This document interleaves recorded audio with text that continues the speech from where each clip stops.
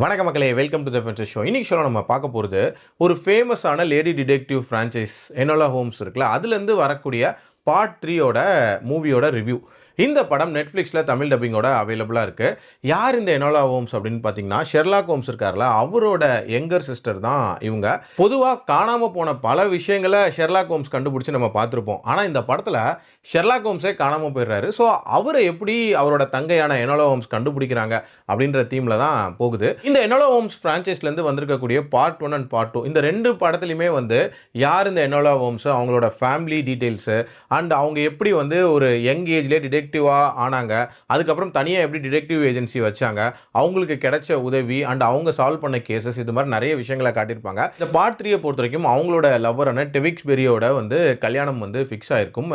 அந்த கல்யாண நாள் அன்னைக்கு கரெக்டாக நம்ம ஷெர்லாக் ஹோம்ஸை தூக்கிடுறாங்க. ஷெர்லாக்கோ தன்னோட தங்கச்சி தன்னை தேடி வருவா அப்படின்றதுக்காக சில பல க்ளூஸ் எல்லாம் அங்கங்கே கிரியேட் பண்ணிட்டு போறாரு.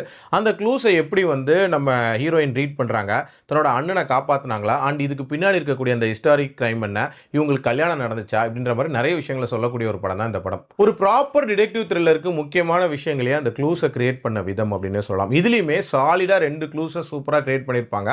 அதை வச்சு இந்த இன்வெஸ்டிகேஷனை டிரைவ் பண்ணது அப்படின்றதும் ஒரு இன்ட்ரெஸ்டிங்கான விஷயமா இருந்துச்சு. ஒரு கிரைமை தேடி போகும்போது அதுக்கு லிங்க் ஆகி இன்னொரு ஹிஸ்டாரிக்கல் கிரைம் வருது அப்படின்ற மாதிரியான அந்த விஷயங்களும் நல்லாவே பிளான் பண்ணியிருந்தாங்க.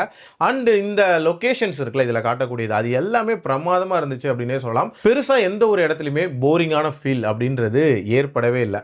ஆனால் அவுட் ஆஃப் த பாக்ஸ் இந்த இன்வெஸ்டிகேஷன் இருந்துச்சா அப்படின்னு கேட்டிங்கன்னா நான் கண்டிப்பாக இல்லை அப்படின்னு தான் சொல்லுவேன். முக்கியமாக அது யார் பண்ணா அப்படின்றத ரொம்ப முன்னாடியே ரிவீல் பண்ணிடுறாங்க. எதுக்காக பண்ணாங்க அப்படின்ற பாயிண்ட் ஆஃப் வியூவில் தான் கதை போகுது. பட் அதுவுமே ஒரு கட்டத்துக்கு மேலே நமக்கு கொஞ்சம் கெஸ் பண்ணுற மாதிரி தான் இருந்துச்சு. பெருசாக அசர வைக்கிற மாதிரி ட்விஸ்ட் அண்ட் டர்ன்ஸ் அப்படின்றது இல்லை. பட் ஒரு டீசெண்டான டிடெக்டிவ் த்ரில்லராக டைம் பாஸ்க்கு ட்ரை பண்ணி பார்க்கலாம். என்னோட ரேட்டிங் 2.9 out of 5. அடல்ட் கண்டென்ட்டை பொறுத்த வரைக்கும் மைல்டான சில காட்சிகள் இருக்கே தவிர மற்றபடி பார்க்கலாம். மீண்டும் அடுத்த விமர்சனத்தில் சந்திக்கிறேன். நன்றி, வணக்கம்.